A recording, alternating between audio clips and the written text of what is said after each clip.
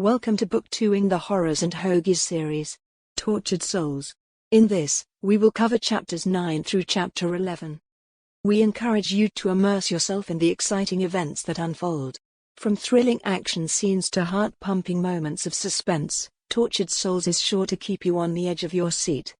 We appreciate your support and hope that you continue to enjoy the journey we have in store for you. Chapter 13. Take your medication. Lorenzo and Polina had been arguing for what felt like forever, but eventually, Lorenzo cautiously entered the sewer tunnel. He set aside his beloved jacket and shoes on a nearby chair, knowing he would retrieve them after this unpleasant task. He couldn't bear the thought of ruining these precious items by exposing them to the filthy water and refuse of the city. To protect himself from potential hazards, one of the workers handed Lorenzo a pair of tall rubber boots with thick soles. These boots would shield him from sharp objects or slimy substances in the sewer. As they made their way through the tunnel, Polina and Lorenzo approached two men having a hushed conversation. Carter's voice echoed down the storm drain, expressing relief at their arrival. He playfully nudged Andre's ribs, who responded with a tired grunt of agreement. They had been in the storm drains for what felt like an eternity. The smell was unbearable, the dampness seeping into their clothes, and the sight of random junk was enough to make them cringe. Both of them despised this situation, but it seemed like one of their new companions was even more affected. Approaching them was an odd duo. Polina, with her army boots, ripped jeans, studded belt, and wild hair, looked like a banshee or crazy person. Standing beside her was Lorenzo, impeccably dressed and groomed, desperately covering his nose with a handkerchief to escape the foul odor. Polina skipped over to the exhausted humans, dragging Lorenzo along, and greeted them with a cheerful smile. "I don't think we're too thrilled about your smell," she said, causing everyone except the vampire to share a laugh. After exchanging pleasantries, Polina placed her hands on her hips and took a deep breath. The putrid air filled her senses, which made the others uncomfortable. The place was repulsive, dirty, and infested with pests. No rational vampire would want to stay here longer than necessary. Polina was not a vampire, as evidenced by her behavior. She relished the location and all of its unique scents. She closed her eyes and dissected each aroma, identifying its components. Lorenzo broke the silence after observing the crazy woman revel in the horrors of the sewer. "Look, I brought the dog. It should help us track down the criminals," he said. Carter couldn't help but shake his head in amazement that anyone would dare imply Polina was difficult. He could only assume Lorenzo's influential family would prevent her from tearing the handsome guy's throat out. On the other hand, Andre was slightly more enthusiastic, although still subdued. He weakly waved his arms and exclaimed, "Our saviors have finally arrived. We are saved." Lorenzo noticed that the arrival of allies and a few jokes had improved the atmosphere. Great, he thought, now it was time to get down to business. "So, what progress have you made so far?" Carter and Andre exchanged sheepish glances before Andre spoke up. "Boss, the initial tracking was straightforward.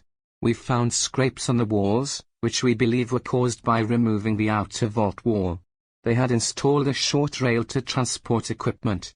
We also found shreds of clothing and equipment, along with a few broken blood jars in the drain." Lorenzo reached into his jacket pocket and pulled out a cigarette and a small box of matches. "So, why did you guys even need backup then?" he questioned. "The pups at the casino thought those low-level vampires were responsible for this. It should have been an easy task to solve and clean up." As Lorenzo was about to light the match, Carter swiftly extinguished it with a pinch. "Sorry, boss. No smoking allowed down here," he said cheekily. Lorenzo was shocked by his underling's audacity and demanded an explanation. Polina responded to Carter. "It's dangerous down here. Lorenzo's surprise quickly turned into curiosity. "Why? Are there gas pockets or something?" he inquired. You're a foolish vampire. Polina retorted. Do you want to fill the air with foul smoke and blunts with a tiny flame? Lorenzo paused to process her words. They were right. He admitted that hunting prey in a sewer was not his forte, and he realized his comment about Polina had more truth than intended. It would hinder her sense of smell. Any light would give away their position and disrupt their vision. Lorenzo asked eagerly, "So where did they go? You have so much evidence and clues to follow." Carter scratched his head but immediately regretted it, as his hand was filthy. "We lost the trail when we reached the large pipe. The section they cut could barely fit down the drainage pipe they used to enter and exit the vault. The short rail lasted for 100 yards before ending. Unfortunately, the whole thing had been removed. We are searching for clues they may have left, but we ran out of good leads about 2 intersections ago." Lorenzo glanced at Polina, now twitching with pleasure, before turning his attention to Carter. "Why did they remove the wall from the scene? Why bother taking out the short rail? Hell, why did they only steal the blood?" He pondered, desperately trying to determine what Jimmy Blackfang had been up to. "I have a theory about that," Andre interjected, raising his hand halfway. "I think they took the tires off a small welding truck and used it to transport the loot along the rails to the vault. It makes more sense than using explosives or drills, which would have made enough noise to alert everyone nearby. It also means the theft could have occurred before the heist without anyone noticing. If I were them, I would have targeted the outer vault and taken everything before the entry team arrived. I don't know why they removed the outer wall or made such a big cut, boss. It still strikes me as odd." Polina started moving. She started with gentle steps that progressed to a drunken march and finally an all-out sprint. Before her peers knew what was happening, they were already trailing behind. After 10 minutes, they were covered in filth and their suits were ruined. They were breathing heavily and were hiding under the lip of an entrance to inner-city drain access to avoid the dawn light. They could gain access in the early morning light despite being fenced off and locked. Polina sat on her heels and gazed out at the city beyond the drain, taking a deep breath before wiping her nose on her sleeve to rid herself of any lingering sense from their mission. Lorenzo inhaled deeply before gently placing his hand on Polina's shoulder. "What's got you all worked up, Lena?" His words were comforting and cautious, knowing the unpredictable nature of the woman driven by her scent. He had no desire to further tarnish his suit. Polina trembled at his touch, her back arching as the sensation traveled up her spine. Her higher-level functions had been focused on data analysis during her frantic pursuit, reducing her to an almost feral state until a moment ago. She was now slowly recovering from the task, feeling disoriented, like waking up from a long sleep. Finally, she looked up into Lorenzo's deep, dark eyes and smiled despite the strands of blonde hair clinging to her face. I smell Jimmy. He was here with a large group. Otters. Vampires. They took a steel cart that smelled of chemicals and headed toward the water. Probably a small boat or raft. She continued, searching her mind for her final analysis. Jimmy got into a freight truck here and drove off into the city traffic. Lorenzo carefully pondered the situation. He understood the significance of the welding cart, rail, and hollow behind the vault. It was clear to him that Blackfang had planned the heist. Meanwhile, efforts were underway to track down the remaining members of Jimmy's crew who were absent during the Bloody Mary cleanup. The Mongolian had a list of potential suspects he could interrogate for more information. It was evident that Jimmy's clients were a separate group, and they were likely the ones he had been meeting with in secret. However, Polina was troubled by something else. She confided in Lorenzo that she had seen a truck that smelled of death and magic. Although Polina was not known for her ability to detect magic, Lorenzo trusted her intuition and knew her hunches were usually spot on. Lorenzo gave her a puzzled look. "When did this happen, Lena?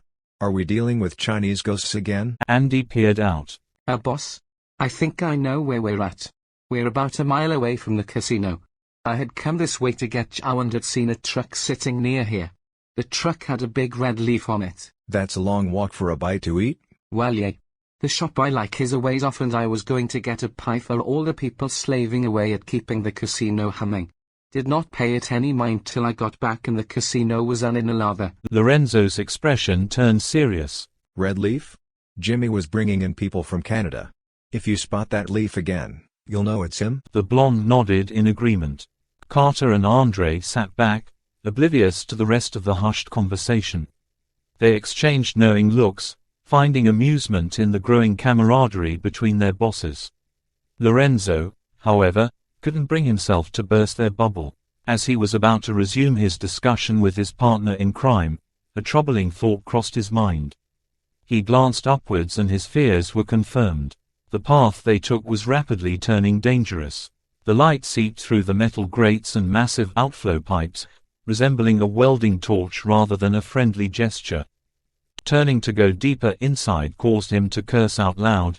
The poorly maintained pipe slowly filled with crisscrossing beams of sunny death, leaving him a slim area of smelly protection. He grumbled to himself, realizing that if he still had his jacket he might have had a chance to cover himself. Unfortunately, he was stuck at least until sundown. Despite feeling trapped, he put on a brave face and rallied outwardly so the men around him wouldn't worry. Meanwhile, Lorenzo smiled at Polina and told her to inform the Mongolian to be on the lookout. He also asked her to escort the mortal men back to the casino, leaving him alone in the shadows.